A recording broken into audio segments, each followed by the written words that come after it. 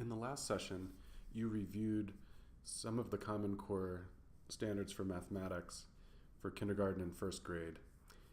In this presentation, I'd like to focus our attention on particularly important steps in a developmental sequence that students typically go through as they come to understand number in powerful ways. By the end of first grade, students are expected to be able to compose and decompose numbers. What that means is, at least within the first 20 numbers, students need to be able to think about, say for example, the number 9 being composed of 6 and 3 or 5 and 4. This is important because it's the foundation for working with addition and subtraction. And that's where we're going to focus our energy today is thinking about how does a student come to understand number in that way. Two guiding questions that I'd like you to keep in mind as we go through this presentation is, what do children need to understand in order to meaningfully compose and decompose numbers? And what activities allow teachers to build on children's existing knowledge to reach this goal? Next, I want to share an abbreviated developmental sequence of concepts and strategies that students tend to develop prior to developing a robust understanding of number. The first is rote counting. Rote counting is simply learning the sequence of number names in the right order. This happens through conversation that's informal, very typically, but some students need some support with learning some of the patterns that exist within the number sequence, or where those patterns don't exist. The next stage is when you notice students using one-to-one correspondence, when they're counting objects and applying their number sequence to find how many objects are in a collection. Subitizing is when children are starting to notice that they may have a grouping that they recognize immediately as that's 3, as opposed to needing to count each individual object. So if you think about dice or dominoes, they have particular patterns of dots that can be very helpful for students to develop subitizing. The next major one, and it's highlighted because we'll spend a little bit more time exploring this step in the process, is the cardinality principle. The cardinality principle essentially boils down to when students count a collection of objects, and if those objects got moved a little bit, they wouldn't have to recount the set to know that the number that they said before is how many it must be. So if they had a collection of 6 blocks and they counted it and someone spread out the blocks, they wouldn't need to recount it to know that the number has to be 6. Even though the blocks were moved. The next one is more and less. At around this point in development, students start to be able to tell, they can figure out that this set has more or less than another set that's being compared to. The final one in this part of the sequence is counting all. Counting all happens when students are given 2 sets of objects.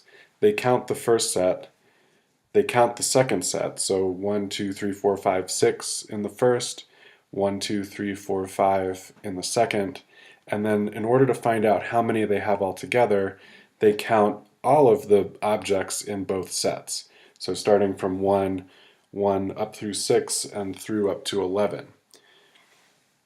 This is a really important step in the process as well, because it's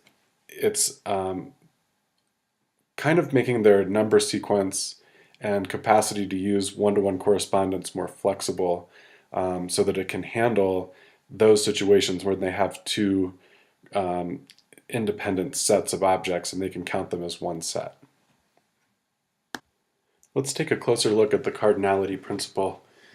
Prior to developing the cardinality principle, students need to have the number sequence or rote counting, and up to a certain point. So if they have the number sequence up to 9, they can definitely work on cardinality within sets that go up to 9. They also need to have one-to-one correspondence.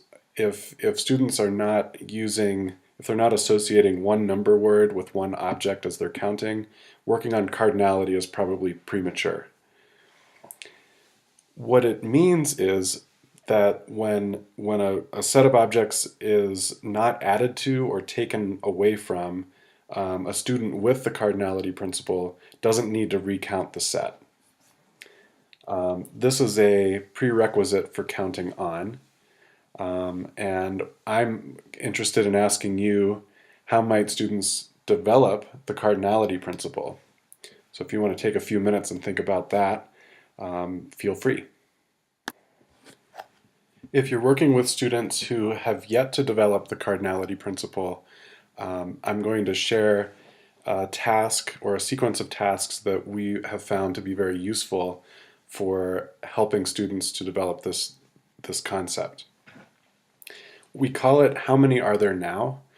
and we like to think of starting it with a group of students. And you could imagine a group of students sitting on the floor, and then a number is picked from a spinner or from a pack of cards with numbers on them, and that number of students then stands up and kind of counts off with the whole class supporting them. So let's just say that we pulled a number 6 from the pack, and we would ask 6 individual students to go up to the front of the room and stand next to each other. Once the students are at the front of the room, then the teacher would have and lead the other students to count the number of children in the front of the room. Once you've established that there are 6 students at the front of the room, then switch the students in some way. I've given you a few ideas about ways you might change the order or change the shape of the group at the front of the room, and then the question is asked to the students who are still sitting, how many are there now after the group has been rearranged? And you'd want to have them write their prediction on either a dry erase little board or something, so that they have a record of what they thought the answer would be. After the students write their predictions, then have them share by just holding up their dry erase boards, and have a couple students explain their answer. And then the teacher would lead the students in counting the group again after the standing students have changed their formation. If there were some children who had the wrong prediction, then ask them to correct it. Then after a couple times of playing this, you can switch the groups. One of the things you can do after you've introduced the game, if there are students who are still working on developing the cardinality principle, they could certainly play the game with a partner and with cubes or some other small objects that they could play with, and they could have the scramble order kinds of cards and play it with a partner and see how many there are now after switching the groups, the objects in the groups. So why might this sequence work for helping students to develop the cardinality principle? One of the things that's happening is they're engaged in finding the total number in a collection using their counting sequence, their rote counting, as well as their one-to-one correspondence. So I want to highlight that because this task does not require them to know anything or use anything that they don't already know. I think that's a really crucial aspect of this task. So they're developing a new idea using ideas they already have. The other part of the task, a constraint in the task, is that the number of objects doesn't change. So for the adult, it's clear that the number isn't changing. But what's important within the task is that the number is not changing, so that they can recount the same collection even though it's been moved around. What we think happens, a way to explain the learning, is that humans notice commonalities over various experiences.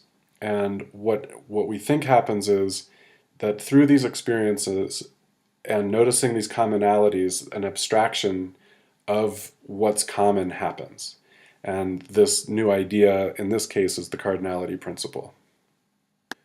Next, I'd like to talk about counting on, which we consider to be the first sign that students are starting to develop number as an abstract composite unit. What I mean by an abstract composite unit is the way that we understand number. So the number 12, for example, for us is a single amount that is also equivalent to 12 individual objects.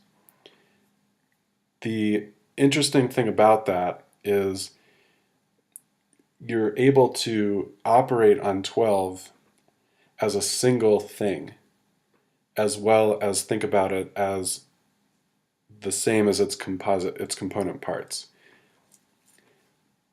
Part of what is entailed in this is being able to think about 12 as being composed of different parts. So I can think of 12 as 10 and 2 and 5 and 7. That 12 embodies all of those things for us.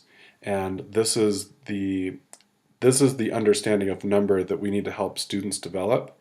Counting on as a strategy that students who are starting to develop this notion of number are starting to use when they're counting the total of two sets of objects. Prior to counting on, students need to have already developed the cardinality principle, as well as counting all, which is that strategy of counting two sets starting from 1. This is a strategy for finding the total in two collections, and what defines it is there isn't a need to recount the first collection. So if we counted 6 in the first collection and we counted 5 in the second collection, we could start counting from 6, 7, 8, 9, 10, 11. And like I said earlier, it indicates the beginning of understanding of number as an abstract composite unit. So how might students develop counting on in a meaningful way?